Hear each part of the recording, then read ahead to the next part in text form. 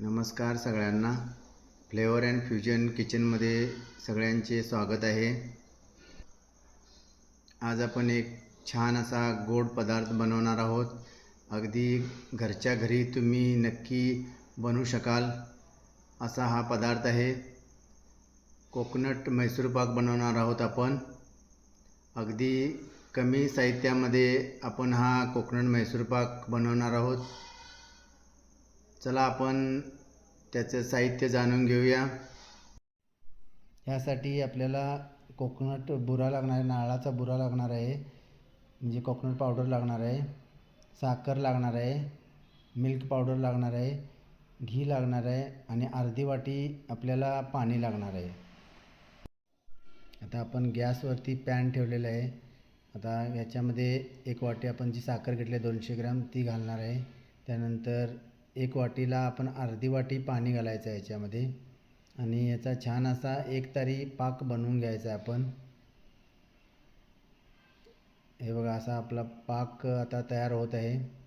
त्याचबरोबर आपण एका साईडला जे आपण घी घेतलेलं आहे ते घी गरम करून घ्यायचं आहे. हे बघा, असं गरम करायला ठेवलेलं आहे आपण.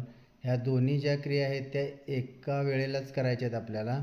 एका साईडला एका गॅसवर आपण घी गरम करायला ठेवलेलं आहे आपण, बघू शकता तुम्ही.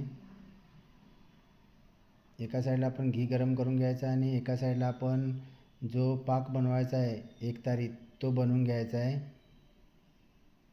बघू शकता तुम्ही,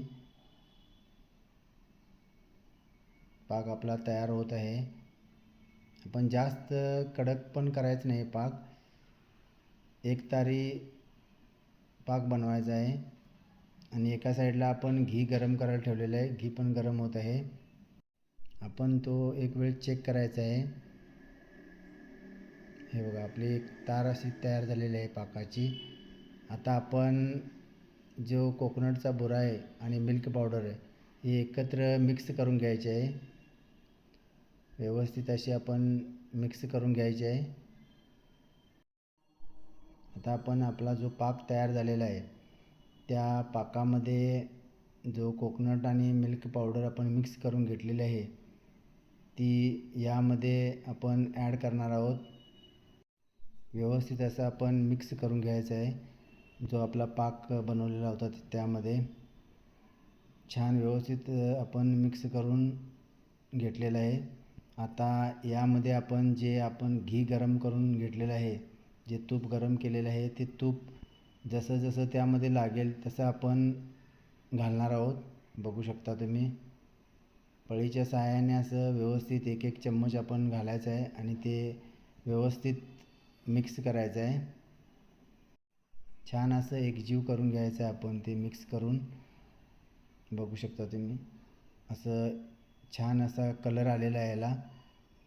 यामध्ये जसं आपल्याला घी लागेल तसं आपण याच्यामध्ये ॲड करत जायचं आहे.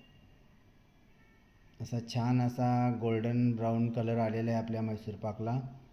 बघू शकता तुम्ही, खमंग असा मैसूर पाक आपला तयार झालेला आहे.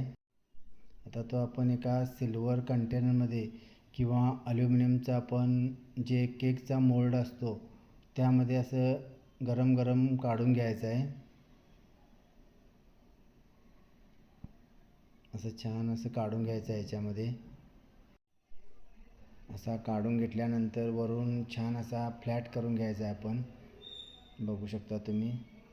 आणि तो फ्लॅट झाल्यानंतर वरतून आपण पिस्त्याचे जे फ्लेक्स आहेत ते गार्निशसाठी छान असे घालायचे आहेत. बघू शकता, हा आपला मैसूर पाक, कोकोनट मैसूर पाक तयार झालेला आहे. आता एका चाकूच्या सहाय्याने आपण असा उभे कट करून घ्यायचं आहे. मध्ये असे पीसेस करून घ्यायचे आहेत.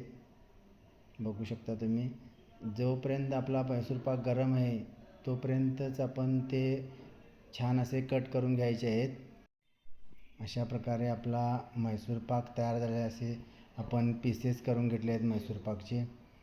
अशा प्रकारे तुम्हीही तुमच्या घरी कोकोनट मैसूर पाक नक्की ट्राय करा आणि कसा वाटला मला कमेंटमध्ये नक्की सांगा. आणि आमच्या फ्लेवर अँड फ्युजन चॅनलला लाईक शेअर आणि सबस्क्राईब करायला विसरू नका. धन्यवाद मित्रांनो.